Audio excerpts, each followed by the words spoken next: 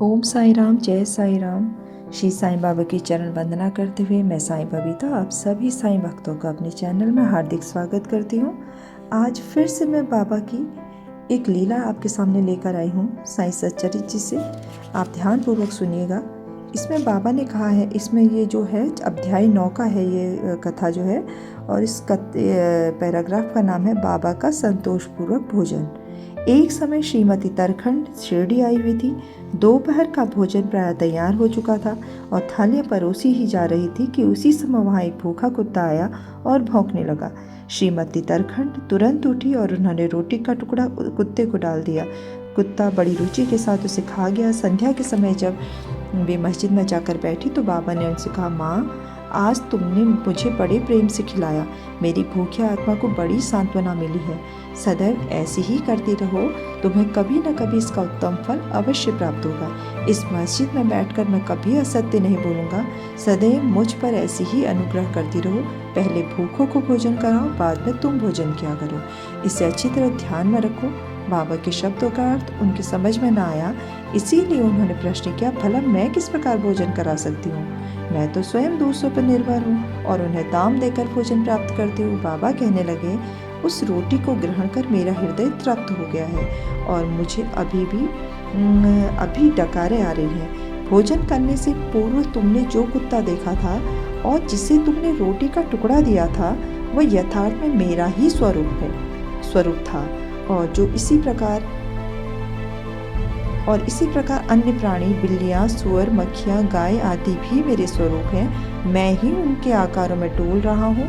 जो इन सब प्राणियों से मेरा दर्शन करता है वह मुझे अत्यंत प्रिय है। इसलिए द्वैत या भेदभाव भूलकर तुम मेरी सेवा किया करो।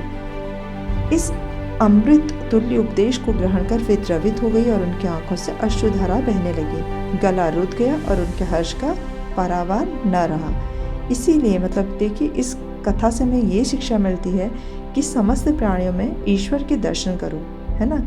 ये जो था, इस जो बाबा की लीला है, इसका यही मतलब है कि समस्त प्राणियों में ईश्वर दर्शन करो। देखिए, आप मंदिर में बैठ के भगवान को ढूंढते हैं, मूर्तियों में आप बाबा भगवान को ढूंढते हैं, अपने ईश्वर को ढूंढते हैं।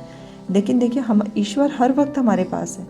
वो किसी न किसी रूप में, जैसे बाबा ने अपने रूप गिनवाए कि किसी भी रूप में मैं हो सकता हूँ, तो उन रूपों की सेवा कीजिए। उन्हें जो भी ज़रूरत है, उन्हें भूख, जब भी कोई भूखा कुत्ता, गाय, कोई भी जीव जंतु आपके सामने आए, उसे दुत्कारिए मत, उसे प्रेम से खिलाइए। उसे खिलाना, उसकी आत्मा को तृप्त करना ही बाबा के दिल में बसना है ना। आप उनकी आत्मा को तृप्त करेंगे तो वो बाबा ही हैं और वो बाबा ही पाएंगे, ठीक है। और आपका ये जो सौभाग्य है वो उसी में है। आपको बाबा के दर्शन चाहिए। बाबा किसी भी रूप में आपके हाथ से भोजन करके आपकी सहायता पाकर तृप्त हो जाएंगे और आपका जीवन भी सफल हो जाएगा। इसीलिए आप अच्छे कर्म करते जाइए। मैं आपसे हमेशा कहती हूँ, दीन दुखियों की मदद कीजिए, गरीबों की सहायता करिए, भूखों को भोजन कराइए। यही बाबा की सेवा करना और यही बाबा के दिल में बसना है, ठीक है। इस बात को ध्यान में रखिएगा। और आज के लिए इतना ही। कल फिर से मैं आपके लिए साईं सच्चरित्र ग्रंथ से कुछ बाबा की कथाएं, लीलाएं लेकर आऊँगी, और आप सभी अपने दिन की शुरुआत कीजिए अच्छे बाबा के नाम के साथ, अच्छे कर्मों के साथ। ओम साई राम, जय साई राम, जय जय साई राम।